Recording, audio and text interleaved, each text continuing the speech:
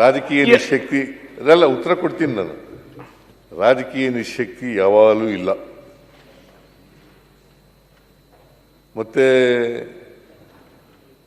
ರಾಜಕೀಯನ ಅಷ್ಟೊಂದು ತಲೆ ಕೆಡಿಸ್ಕೊಂಡು ಮಾಡಬೇಕಾದಂಥ ಅಗತ್ಯ ಇಲ್ಲ. ಅಧಿಕಾರ ಜನ ಕೊಡೋದು,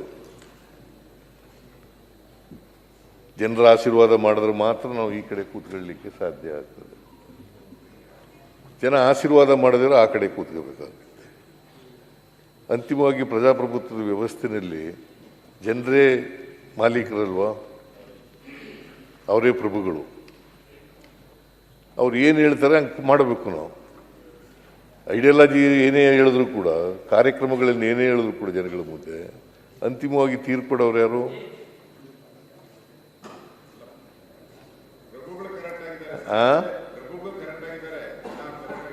ಅದರಿಂದ ರಾಜಕೀಯವಾಗಿ ನಿಶಕ್ತಿ ಅನ್ನೋ ಪದ ನನ್ನ ಹತ್ರ ಇಲ್ಲವೇ ಇಲ್ಲ. ರಾಜಕೀಯವಾಗಿ ನಿಶಕ್ತಿ ಯಾವಾಗಲೂ ಕೂಡ ಇಲ್ಲ, ಮುಂದೇನೂ ಕೂಡ ಇರೋದಿಲ್ಲ, ಹಿಂದೇನೂ ಕೂಡ ಇಲ್ಲ, ಈಗಲೂ ಕೂಡ ಇಲ್ಲ. ನೀವೇನ ಆ ಥರ ತಿಳ್ಕೊಂಡಿದ್ರೆ ಅದು ತಪ್ಪು ಮಾಹಿತಿ.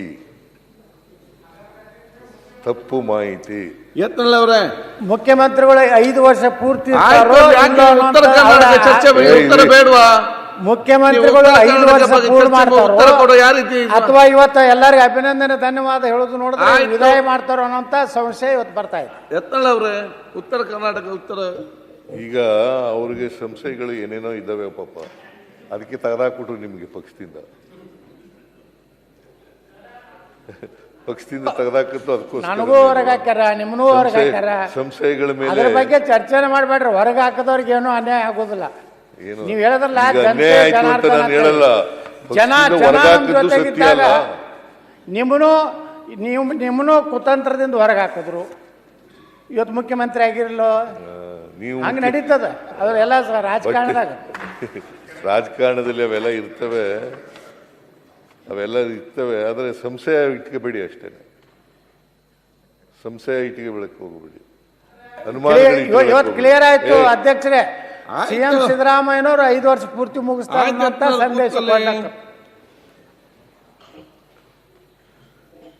ಅದರಿಂದ ಮಾನ್ಯ ಅಧ್ಯಕ್ಷರೇ, ನೀವು ಅವಕಾಶವನ್ನು ಒದಗಿಸ್ಕೊಟ್ಟಿದ್ದೀರಿ ಚರ್ಚೆ ಮಾಡಲಿಕ್ಕೆ.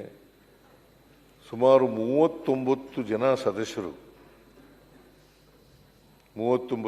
ಸದಸ್ಯರು ಉತ್ತರ ಕರ್ನಾಟಕದ ಬಗ್ಗೆ, ಸಮಸ್ಯೆಗಳ ಬಗ್ಗೆ, ಅಭಿವೃದ್ಧಿ ಬಗ್ಗೆ ಮಾತನಾಡಿದ್ದಾರೆ.